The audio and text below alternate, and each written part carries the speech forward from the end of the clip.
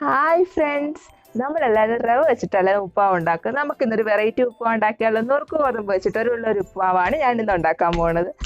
1.5 cup നുറുക്ക് ഗോതമ്പ് എടുത്ത് ഒരു 3-4 പ്രാവശ്യം നന്നായിട്ടൊന്ന് ഞെവിടി കഴുകണം. ഇപ്പൊ നമ്മുടെ ഗവൺമെന്റ് നമുക്ക് കിറ്റ് തരുന്നുണ്ട്, അതിനകത്ത് എല്ലാം നുറുക്ക് ഗോതമ്പുണ്ട്.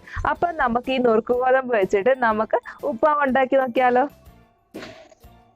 നന്നായി ഒന്ന് കഴുകി എടുക്കുകയാണ് ഞാൻ.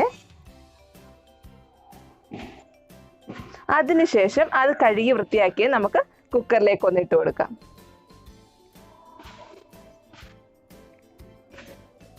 അതിനുശേഷം കുക്കറിനകത്ത് നിരക്കെ ഒന്ന് വെള്ളം വെച്ച് കൊടുത്ത് നമുക്ക് കുക്കറിന്റെ മൂടി ഒന്ന് അടയ്ക്കാം. അതിനുശേഷം ഗ്യാസ് സ്റ്റവ് കത്തിച്ചിട്ട് നമുക്ക് നമ്മുടെ കുക്കർ ഗ്യാസിലേക്ക് എടുത്ത് വെച്ച് ഒരു വിസിൽ വരാൻ വെയിറ്റ് ചെയ്യാം. അതിനുശേഷം വിസിൽ റിലീസ് ചെയ്ത് ഒന്ന് ഓപ്പൺ ചെയ്ത് നോക്കാം. ഞാനൊന്ന് നോക്കട്ടെ എൻ്റെ കുക്കറിൽ വെള്ളം ഉണ്ടോ ഇല്ലയോ എന്ന്. ഇതാ നിങ്ങളൊന്ന് നോക്കിക്കോണേ, എൻ്റെ കുക്കറിൽ സ്വല്പം പോലെ വെള്ളവുമില്ല, നന്നായി വെന്തിട്ടുമുണ്ട്. ഞാൻ വെച്ചിരിക്കുന്ന വെള്ളം കറക്റ്റ് പരുവാണ്. ഇനി നമുക്ക് ഉപ്പുമാവിന്റെ ബാക്കി സ്റ്റേജ് എങ്ങനെയാണെന്ന് നോക്കാം. ഞാൻ ഗ്യാസ് സ്റ്റവ് ഒന്ന് കത്തിച്ച് ഉപ്പുമാവ് നിങ്ങൾ ഏത് പാത്രത്തിലാണ് ഉണ്ടാക്കുന്ന ആ പാത്രം ഗ്യാസിലേക്ക് വെക്കുക. അതിനുശേഷം ആവശ്യത്തിന് എണ്ണ ഒഴിച്ച് ഒന്ന് ചൂടായി വരട്ടെ. എന്നിട്ട് നമുക്ക് കടുക് ഇട്ടൊന്ന് പൊട്ടിച്ചെടുക്കാം. അതിനുശേഷം 1.5 ടീസ്പൂൺ നമുക്ക് ഉഴുന്ന് പരിപ്പ് കൂടി ഇട്ട് ഒന്ന് നന്നായി ഒന്ന് ഗോൾഡൻ കളർ ആവുന്ന വരെ ഒന്ന് വഴറ്റി കൊടുക്കാം. അതിനുശേഷം എടുത്തു വെച്ചിരിക്കുന്ന ഒരു സവാള നന്നായി ചെറുതായി അരിഞ്ഞത് അതിലേക്ക് ഇട്ടൊന്ന് വഴറ്റി കൊടുക്കാം.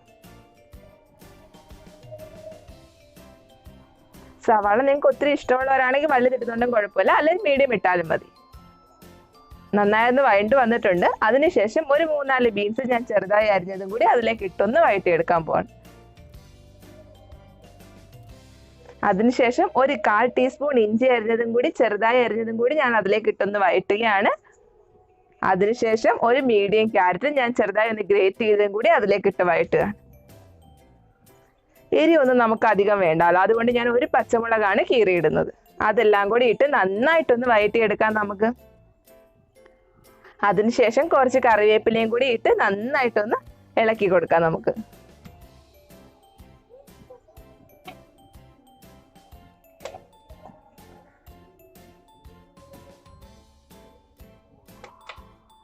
അതിനുശേഷം ഒരു 1/2 ടീസ്പൂൺ ഉപ്പും കൂടി ഞാൻ അതിലേക്ക് ഇട്ടൊന്ന് ഇളക്കി കൊടുക്കുകയാണ്. ഉപ്പ് എല്ലാ ഭാഗത്തേക്കും എത്താൻ വേണ്ടി ഒന്ന് ഇളക്കി കൊടുക്കുകയാണ്.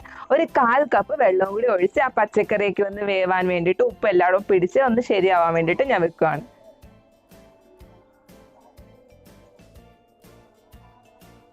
എൻ്റെ പച്ചക്കറി എല്ലാം കറക്റ്റ് വേവായിട്ടുണ്ട്. അപ്പം ഞാൻ വേവിച്ച് വെച്ചിരിക്കുന്ന നുറുക്ക് ഗോതമ്പ് പൊടി അതിലേക്ക് ഇട്ടൊന്ന് ഇളക്കി കൊടുക്കട്ടെ.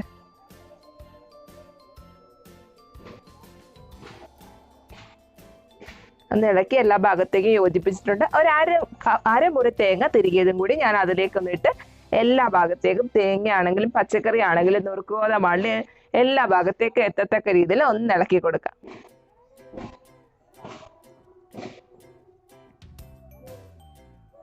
അതിനുശേഷം നെയ്യ് ഉപയോഗിക്കാം നമുക്ക്. നെയ്യാകുമ്പോൾ നല്ല ടേസ്റ്റാണ്. കറി ഒന്നും വേണ്ട, അതിന് പഴമാണെങ്കിലും പഞ്ചസാര ആണെങ്കിലും ഒന്നും വേണ്ട.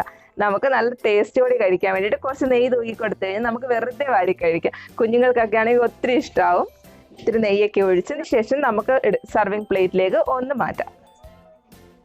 പച്ചക്കറി എല്ലാം കൂടി അവിടെ ഇവിടെ കിടക്കുന്ന കാണുമ്പോൾ തന്നെ ഒരു പ്രത്യേക ഭാഗ്യമാണ്. കുഞ്ഞുങ്ങൾക്കൊക്കെ ആണെങ്കിൽ എല്ലാവർക്കും ഇഷ്ടപ്പെടും. ഒരു പ്രാവശ്യമെങ്കിലും നിങ്ങളത്